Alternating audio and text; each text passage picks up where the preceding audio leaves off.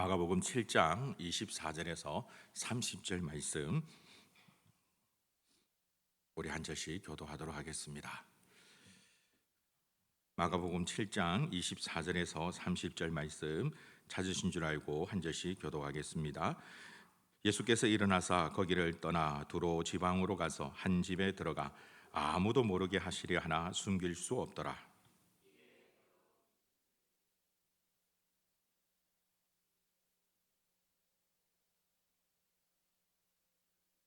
그 여자는 헬라인이요 수로보니게 족속이라 자기 딸에게서 귀신 쫓아내 주시기를 간구하거늘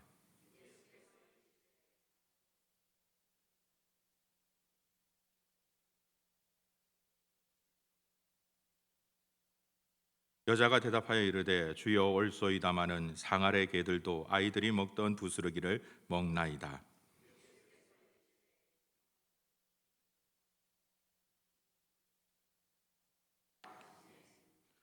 여자가 집에 돌아가 본즉 아이가 침상에 누웠고 귀신이 나갔더라. 아멘. 할렐루야. 방금 우리가 읽었던 본문의 말씀은 아마도 여러분들께서 너무나도 잘 알고 계시는 그런 말씀일 겁니다. 바로 수로보리게 여인에 대한 내용입니다. 자기의 아이가 귀신 들렸음으로 말미암아 예수님을 찾아갔고 예수님의 그 놀라운 은혜로 귀신 들림에 해방받게 되어지는 그러한 이적이 기록이 되어져 있습니다. 그런데 여러분, 오늘 이 본문의 말씀 속에 담겨져 있는 하나님의 놀라운 은혜를 우리가 제대로 이해하기 위해선 마가복음 7장에 기록되어 있는 하나님께서 우리에게 말씀하시고자 하시는 의도를 보다 더 정확하게 파악할 필요가 있습니다. 사실 이 수로보니게 여인의 이 사건으로만 독립적으로 이루어진 것이 아니라 마가복음 7장에서 계속해서 얘기하고 있는 한 가지의 사건과 이어지는 그런 본문이라고 볼 수 있습니다. 즉 우리가 오늘 읽었던 마가복음 7장 1절에서부터의 내용을 우리가 살펴볼 필요가 있는데요. 먼저 오늘 우리가 읽지는 않았지만 마가복음 7장 1절과 2절에는 이 말씀으로 시작됩니다. 바리새인들과 또 서기관중 몇이 예루살렘에 와서 예수께 모여들었다가 그의 제자 중 몇 사람이 부정한 손 곧 씻지 아니하는 손으로 떡 먹는 것을 보았더라라고 성경은 시작합니다. 바리새인과 또 서기관 중 몇이 예루살렘에서 예수께 모여들었다라고 성경이 얘기합니다. 예루살렘에서 지금 예수님께서 계시는 곳은 게네사렛 지역인데 그 지역까지 거리가 꽤 멉니다. 근데 그럼에도 불구하고 이 바리새인들과 서기관들이 예수님을 찾아왔다라는 것은 크게 두 가지의 의미를 살펴볼 수 있습니다. 첫 번째는 예수님에 대한 호기심에 그들이 찾아왔다라고 볼 수 있고요. 두 번째는 우리가 살고 있는 오늘날도 마찬가지지만 사실 그 당시에 이 종교 지도자들의 입장에서는 예수님을 이단과 같이 여겼던 그런 모습들이 있었습니다. 그래서 그 진상을 파악하기 위해서 왔다라고도 볼 수 있습니다. 그런데 그들이 와서 예수님을 찾아왔는데 그 가운데 한 가지 문제가 생깁니다. 그것은 그의 제자 중 몇 사람이 부정한 손, 곧 씻지 아니하는 손으로 떡 먹는 것을 보았기 때문에 그렇습니다. 지금부터 우리가 살펴볼 마가복음 7장은 이와 같은 정결법에 대한 중요한 내용을 우리에게 소개하고 있습니다. 이 당시의 유대인들은 그들이 중요하게 생각했던 정결의식이 있었습니다. 마가복음 7장 3절과 4절을 보면 바리새인들과 모든 유대인들은 장로들의 전통을 지키어 손을 잘 씻지 않고서는 음식을 먹지 아니하며 또 시장에 돌아와서도 물을 뿌리지 않고서는 먹지 아니하며 그 외에도 여러 가지를 지켜 오는 것이 있으니 장과 주발과 녹그릇을 씻음이라 라고 성경은 말씀합니다. 이것은 그 당시 유대인들이 가지고 있었던 정결의식을 얘기하고 있습니다. 장로들로부터 전해왔던 자신들을 거룩하게 하는 그런 정결의식입니다. 손을 씻는 것부터 비롯하여서 그들이 사용하는 식기구, 도구들을 정결하게 하는 그런 의식들이 그들에게는 있었습니다. 그리고 그 일들을 끝으로 하나님 앞에 간절히 기도했던 그런 정결의식들, 이것은 장로들이 가르쳐 줬던 것이고 바리새인들을 비롯하여 이 당시에 거의 모든 유대인들이 정말 철저하게 너무나도 중요하게 지켰던 그러한 의식들입니다. 그래서 3절에도 보면 바리새인들과 모든 유대인들은 장로들의 전통을 지키어 손을 잘 씻지 않고서는 음식을 먹지 아니하며 라고 말씀합니다. 이 장로들의 전통을 지켰다라고 얘기하죠. 그래서 그 장로들의 전통 가운데 오늘 우리가 읽었던 본문에서는 그들이 손을 씻지 않고서는 음식을 먹지 아니하는데 예수님의 제자들은 손을 씻지 않고도 음식을 먹었다라는 이 문제에 대한 제기를 하고 있습니다. 그런데 여러분, 사실 이 당시에 그들이 얘기하고 있는 이 정결의식은 하나님께서 그들에게 가르친 내용이 아닙니다.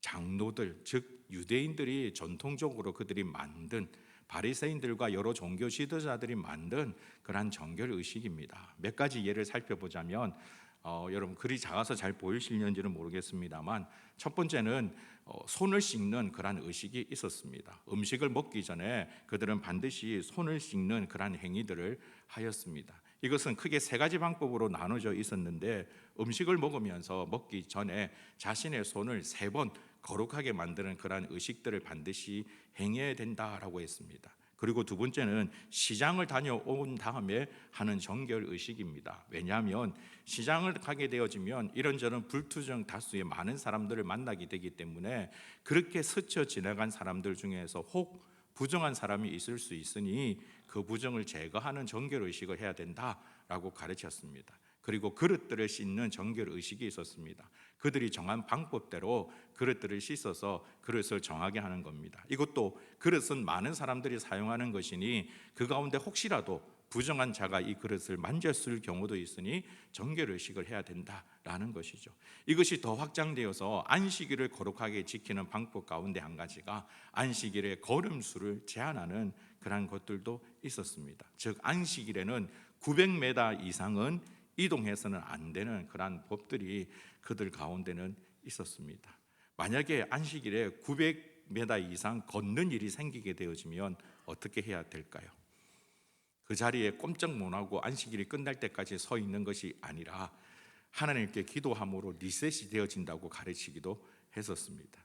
하여튼 이러한 방법들을 통해서 정결한 자기를 지키려고 유대인들은 참 많이 애를 썼습니다. 심지어 안식일에는 매듭에 대한 규례도 그들 가운데 있었는데요, 매듭 가운데 비교적 풀기 쉬운 매듭은 괜찮지만 풀기 어려운 매듭은 금지시켰습니다. 왜냐하면 풀기 어려운 매듭을 하는 그 행위 자체가 일로 여겼기 때문에 안식일에는 일하면 안 된다라는 생각으로 허리띠를 매는 그런 가벼운 매듭들, 풀기 쉬운 매듭들은 허용을 했지만 어려운 매듭들은 허용하지 않았다라는 겁니다.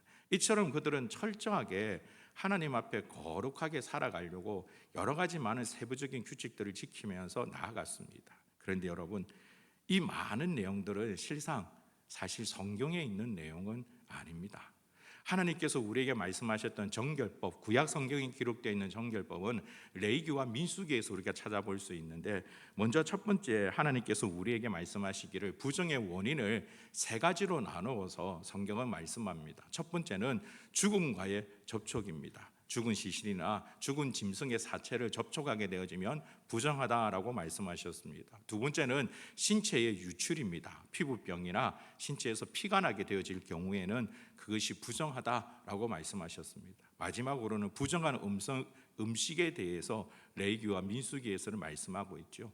이것이 하나님께서는 부정하다라고 말씀하셨습니다. 그리고 그 부정하기 때문에 정결케 하는 과정을 하나님은 말씀하셨는데, 대표적인 경우가 2가지입니다. 몸을 씻고 정결하게 때까지 기다리는 것과 하나님 앞에 희생 제사나 속죄 제물을 드리면서 제사를 드리는 거였습니다.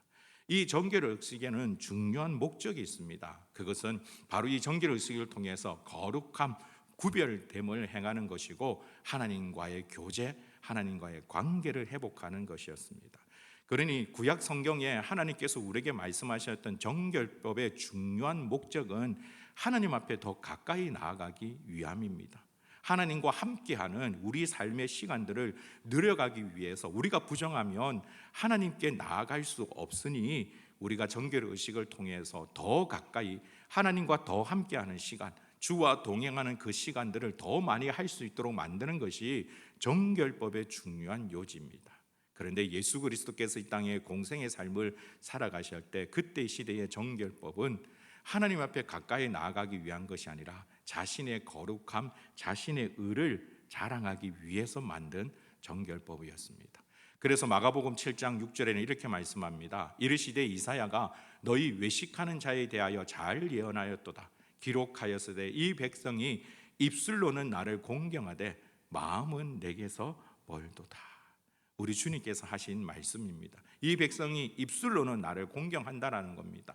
행동으로는, 모양으로는 하나님 앞에 거룩하게 살아가는 것처럼 그렇게 하고 있지만 실상은 하나님 앞에 가까이 나아가려고 하는 거룩이 아니라 자신의 만족을 위해서, 자신의 유익을 위해서, 자신의 의로움을 자랑하기 위해서 만들었던 그러한 거룩이, 그러한 정결들이 그들 가운데 있었다라는 겁니다. 심지어 오늘 제자들이 손 씻지 않는 그 문제로 가지고 바리새인들과 서기관들이 문제 제기를 하고 있는데, 사실상 이 거룩은 명확한 것은 아니지만 이 의식은 제사장들이 하나님 앞에 제사 드리기 전에 성막 안에 있었던 물 두멍에서 손을 씻는 행위에서 유래되었을 가능성이 아주 높습니다. 이것은 그들이 자기가 지었던 죄를 하나님 앞에 고백하며 거룩하게 하는 것이죠. 다시 말씀드리면 제사장들이 하는 그런 행위들입니다. 그런데 그 제사장이 해야 되는 행위들을 일반 유대인들에게까지도 사용할 수 있도록 접목시켰던, 확산시켰던 그런 모양이 바로 이때에 나타나고 있는 것입니다. 그래서 7절과 8절에는 사람의 계명으로 교훈을 삼아 가르치니 나를 헛되이 경배하는도다 하였느니라. 너희가 하나님의 계명은 버리고 사람의 전통을 지키느니라 라고 말씀하셨습니다. 실상은 이것이 반대로 되어야 되겠죠. 하나님의 전통을 지키며, 하나님의 계명을 지키며 사람의 전통을 버리는 자가 되어야 할 것입니다. 그런데 이때에는 하나님의 말씀이 아니라 자신들이 가지고 왔던, 역사적으로 흘러왔던 그러한 생각들, 그러한 경험들이 더욱더 중요하게 여겨졌던 때였다는 겁니다. 그래서 9절에 주님께서 이렇게 말씀합니다. 너희 전통을 지키려고 하나님의 계명을 어떻게 한다고요?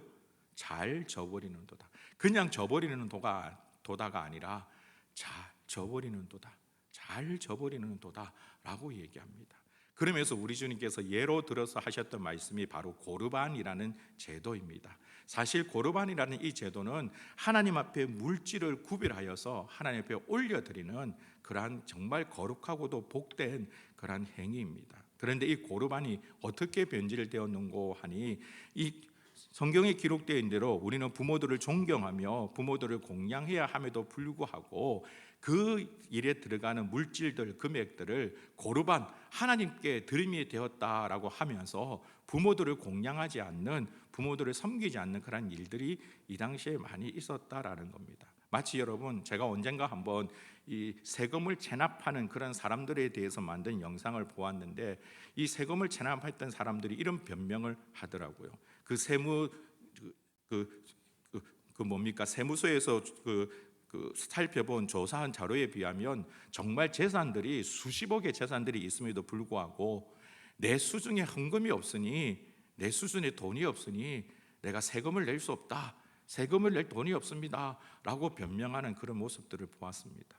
마치 이 당시에 고르반이 그와 같은 모습으로 악용이 되어졌다라는 겁니다. 그래서 우리 주님께서 말씀하시기를 너희들이 하나님의 계명, 하나님의 말씀을 너희들의 전통으로 저버린다, 너무나도 잘 쉽게 저버린다 라고 우리에게 말씀하고 있는 겁니다.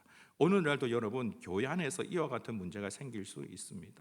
우리가 성도로서 교회를 열심히 섬기는 것은 참 중요한 일일 것입니다. 교회에 하나님 앞에 더욱더 봉사하며 충성하는 것이 너무나도 중요한 일일 것입니다. 그런데 그것이 핑계가 되어져서 가정을 돌보지 않는 자가 있다면 그 또한 고르반과도 같은 모습입니다. 왜냐하면 하나님께서는 가정을 소중하게 여기셨고 부모와 자녀를 올바로 양육하는 것이 가장 중요하다고 십계명에조차 우리에게 말씀하고 있지 않습니까? 정말 옥하는 목사님 같은 경우에는 저도 참 존경하는 그런 목사님이지만 이분이 소천하시기 전에 가족들에게 했던 말이 미안하다라는 말이었다라고 합니다. 교회를 돌아보면서 교회를 섬기다 보니 가족들을, 자녀들을 제대로 돌아보지를 못했다라는 것이죠. 그래서 옥하는 목사님의 제자 가운데 이찬수 목사님이라는 분이 계신데, 그분을 불러다가 손을 잡고 간곡히 당부한 것 중에 하나가 너는 그렇게 하지 마라. 내가 이렇게 되고 보니 이것 또한 하나님 말씀에 순종하지 못한 것인 것을 내가 이제서야 깨달으니 너는 나와 같은 후회를 하지 마라 라고 말씀을 하셨다라고 합니다. 사랑하는 성도 여러분, 우리가 하나님 앞에 나아갈 때 이와 같은 모습이 필요합니다. 결론적으로 오늘 마가복음 7장에서 얘기하고 있는 이 정결법에 대한 정의는 이와 같습니다. 속에서 곧 사람의 마음에서 나오는 것은 악한 생각, 곧 음란과 도둑질과 살인과 간음과 탐욕과 악독과 속임과 음탕과 질투와 비방과 교만과 우매함이니 이 모든 것이 다 속에서 나와서 사람을 더럽게 하느니라. 결국 우리가 우리의 속을 깨끗하게 하지 못하면, 우리의 속을 거룩하게 하지 못하면, 외형적으로 우리가 아무리 거룩해 보인다고 한들, 겉으로는 하나님 말씀을 철저하게 지키는 것처럼 보인다 한들 그 속이 깨끗해지지 않으면 아무 소용이 없다라는 겁니다. 그래서 이 마가복음 7장에서 얘기하고 있는 내용을 그림으로 표현하자면 이와 같습니다. 제일 먼저 예수님이 서기관과 바리새인들에 대한 이 정결 의식에 대한 논쟁이 시작이 되어집니다. 그리고 그 논쟁의 끝은 우리 주님께서 결론을 내리기를 너희 속이 악하다. 너희 속이 악하다. 사람이 입으로 들어가는 음식이 악한 것이 아니라, 더러운 것이 아니라 너희에게 나오는, 너희 속에서 나오는 온갖 추악한 죄악들이 악하다라고 말씀합니다. 이 정결법에 대해서 말씀하시면서 이어서 우리 주님께서 보여주시는 것이 바로 수로보니게 여인의 사건입니다. 그러므로 이 수로보니게 여인의 사건에서 우리 주님께서 성경이 우리에게 말씀하시는 중요한 의도가 있다라는 것을 우리는 기억해야만 합니다. 이 여인에 대해서 조금 더 자세히 살펴보겠습니다. 마가복음 7장 24절에서는 예수께서 일어나서 거기를 떠나 두로 지방으로 가서 한 집에 들어가 아무도 모르게 하시려 하나 숨길 수 없더라라고 얘기합니다. 거기서 떠나라는 것은 게네사렛 지역을 의미합니다. 그곳에서 두로 지방까지는 직선거리로 약 60km 정도 되는 거리입니다. 먼 거리이죠. 그곳에 예수님께서 이동하셨다라고 얘기합니다. 그리고 그곳에서 주님은 수로보니게 여인을 만나셨고, 그 여인을 만나고 난 다음 주님은 거기서 떠나 다시 갈릴리 지방으로 이동하셨습니다. 마가복음 7장 31절에 보면 예수께서 다시 두로 지방에서 나와 시돈을 지나고 데가볼리 지방을 통과하여 갈릴리 호수에 이르시매라고 되어 있습니다. 그러니 이 구절을 살펴보면 예수님께서는 의도적으로 수로보니게 여인을 만나기 위해서 가셨고, 그 여인을 만나고 난 다음 주님께서 의도하시는 그 목적을 이루시고 난 다음 다시 갈릴리 호수로 내려오셨다라는 것입니다. 주님의 이동에 대한 부분을 살펴보면 지도에서는 이렇게 살펴볼 수 있습니다. 갈릴리 바다의 북서쪽에 있는 곳이 게네사렛이라는 지역이고요, 그곳에서 약 직선거리로 60km 떨어진 곳에 두로라는 지역이 있습니다. 이 두로라는 지역은 특성상 해변가에 있는 그러한 도시로서 무역이 왕성한 그러한 곳이었고, 상대적으로 예수님께서 출발하셨던 게네사렛 지역, 이 갈릴리 지역에 비해서는 정말 부유한 그런 동네였습니다. 그 부유한 동네에 한 여인이 있었는데 그 여인이 바로 수로보니게 여인이다라는 것입니다. 성경은 이 여인에 대해서 말하기를 그는 헬라인이요 수로보니게 족속이다라고 말씀합니다. 이걸 통해서 우리가 추측해 볼 수 있는 것이 한 가지 있습니다. 그것은 이 여인의 신분이 대단한 신분이었다라는 겁니다. 당시 헬라인이라고 얘기하는 것은 이방 지역에 살고 있는 사람들을 표현하는 그런 말이기도 하지만, 그 이방 지역에서 정말 많은 힘을 가지고 있는, 막강한 권세를 가지고 있는 자들을 향하여 헬라인이다라고 표현하기도 합니다. 그리고 수로보니게 족속이라는 것은 두도라는 그 지역에서 유명한 그러한 족속입니다. 그러므로 이 여인은 그냥 평범한 여인이 아니라 귀족 중에서도 귀족이라고 볼 수 있습니다. 방금 우리가 읽었던 말씀이지만 마가복음 15장 22절에 보면, 마태복음 15장 22절에 보면 가나안 여자 하나가 그 지역에서 나와서 소리질러 이르되 주 다윗의 자손이여 나를 불쌍히 여기소서라고 말합니다. 여러분, 이방 여인이 어떻게 주님을 향하여 고백하면서 주 다윗의 자손이여라는 표현을 할 수 있었을까요? 이방인이 이와 같은 고백을 할 수 있었다라는 것은 이 여인이 사람을 풀어서 예수님이 어떠한 분인지를 조사했다, 예수님에 대해서 여러 가지 많은 부분들을 정보를 입수했다라는 것으로 알 수 있습니다. 그리고 그 많은 이야기를 들은 끝으로 이 여인에게는 이분은 우리가 알고 있는 그런 어떤 랍비나 선생이나 귀족이나 그런 부의 존재가 아니라 정말 하나님의 아들 메시아이구나라는 믿음의 고백에 이르게 되었다라는 것이죠. 이 모든 과정을 통해서 살펴볼 때 이 여인은 막강한 가문에 있었던 귀족 중의 귀족이었다라고 볼 수 있습니다. 그래서 수로보니게 여인이 예수님을 만났을 때의 그 장면을 그림으로 그려본다면 이렇게 표현해 볼 수 있을 것 같습니다. 그 당시 예수님의 의복과 이 여인이 입고 있는 의복을 여러분 비교해 보십시오. 정말 귀족 중에 귀족인 여인이 나와서 예수님 앞에 허름한 옷을 입고 있는 그 예수님 앞에 무릎을 꿇고 있는 이 내용은 그 당시 역사적으로는 감히 상상할 수 없는 놀라운 일이었을 것입니다. 왜 이 여인이 예수님 앞에 나와서 무릎을 꿇어야만 했을까요?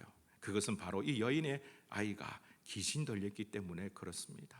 그 일로 말미암아 이 여인은 주님 앞에 나와서 그 앞에 엎드려 무릎을 꿇고 간구합니다. 내 딸을 도와주옵소서, 내 딸을 고쳐주옵소서라고 간구합니다. 그런데 그때 주님께서는 뜻밖의 말씀을 하시죠. 우리가 잘 알고 있는 것처럼 27절에 보면 예수께서 이르시되 자늘로 먼저 배불리게 먹게 할지니 자녀의 떡을 취하여 개들에게 던짐이 마땅치 아니하니라 라고 말씀합니다. 정말 이 여인의 입장에서 여러분 생각을 해보십시오. 귀족 중에 귀족이라는 것은 그 당시에 많은 것들을 가진 자, 부족함이 없는 그러한 자들입니다. 사람들이 자기에게 와서 무릎을 꿇지 이 사람은 다른 사람들에게 무릎을 꿇지를 않습니다. 그런데 그런 여인이 와서 예수님 앞에 무릎을 꿇었음에도 불구하고 예수님은 그를 개들과 같은 그런 존재로 취급을 합니다. 여기에도 여러분 정결법에 대한 내용이 감춰져 있는데요, 이 당시에 유대인들이 장로들의 전통에 의해서 사용하였던 정결법 가운데 한 가지는 빵을 먹기 전에 그 빵을 조금 떼어서 손을 씻는 행위를 했었습니다. 그리고 그렇게 손을 씻었던 그 빵 부스러기를 바닥에 던지면 그곳에 있었던 개들이 와서 그 빵들을 먹곤 하였습니다.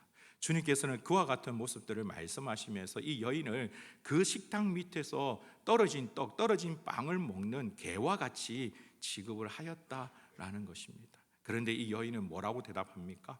그 주님의 말씀에 여자가 대답하여 이르되 주여 옳소이다마는 상 아래 개들도 아이들이 먹던 부스러기를 먹나이다 라고 고백합니다. 여러분, 이 여인의 신분과 그의 배경을 생각한다면 도저히 상상할 수 없는 놀라운 고백을 그는 주님 앞에 하고 있는 것입니다. 어찌 이와 같은 고백을 할 수 있겠습니까? 상 아래 개들도 아이들이 먹던 부스러기를 먹나이다. 이것은 무슨 표현입니까? 예, 주님 맞습니다. 제가 그 상 아래에 먹는 개와 같습니다 라고 고백하는 것입니다. 나는 보잘것없는 자입니다. 정말 나는 연약한 자입니다. 수치스러운 자입니다. 그러나 하나님께서, 주님께서 나에게 은혜를 베풀어 주신다면 그 은혜만이라도 내 아이가 나음을 입을 줄 믿습니다 라는 고백을 하는 것이죠. 더 놀라운 고백이 바로 이 28절에 있습니다. 여인이 뭐라고 고백합니까? 주여 옳소이다 라고 고백합니다. 그렇게 하시는 것이 옳습니다. 주님 방금 말씀하신 그것이 내 자존심을 망가뜨리고 나에게 수치를 주는 것이 아니라 아닙니다. 주님 맞습니다. 주님께서 말씀하신 그것이 옳습니다. 그러나 주님, 당신은 하나님의 아들이오니 나에게 부스러기라도 그 은혜라도 주신다면 내 아이가 나을 줄 믿습니다. 여러분, 이와 같은 믿음의 고백들이 저와 여러분 가운데 있기를 주님의 이름으로 축복합니다. 그러므로 오늘 마가복음 7장에서 우리에게 말하고 있는 정결법의 핵심은 이것입니다.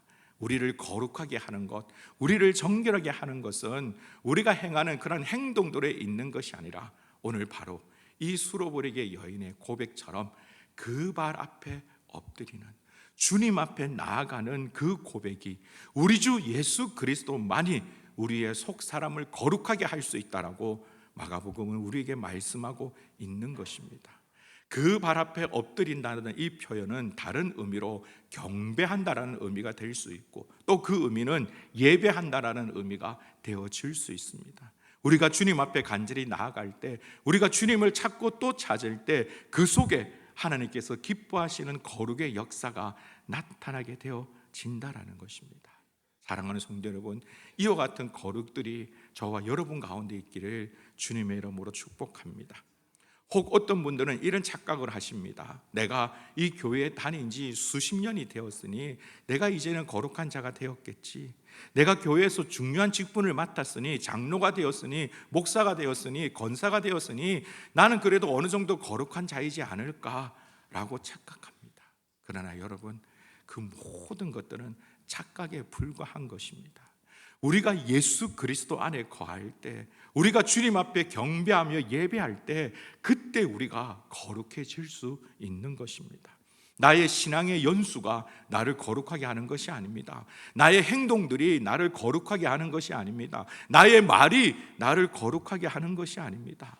오직 주님을 찾는 그 마음이, 그 겸손하고도 주님 앞에 엎드리는 그 경배의 마음이 우리를 거룩하게 만들어 갈 줄 믿습니다. 그런데 안타까운 것은 오늘날 이 주님을 찾는 모습들이 우리 가운데 줄어들고 있다라는 것입니다. 예배의 자리에 찾는 자들이 줄어들어가고 있습니다. 새벽에 나와서 기도하는 그 자리가 줄어들고 있습니다. 예수님을 찾기 위하여 나만의 기도의 초소를 잡아놓고 그곳에 엎드려 주여 주여 찾는 자들이 혹 우리 가운데는 줄어들고 있지는 않습니까? 다시금 회복하는 은혜가 있기를 주님의 이름으로 축복합니다.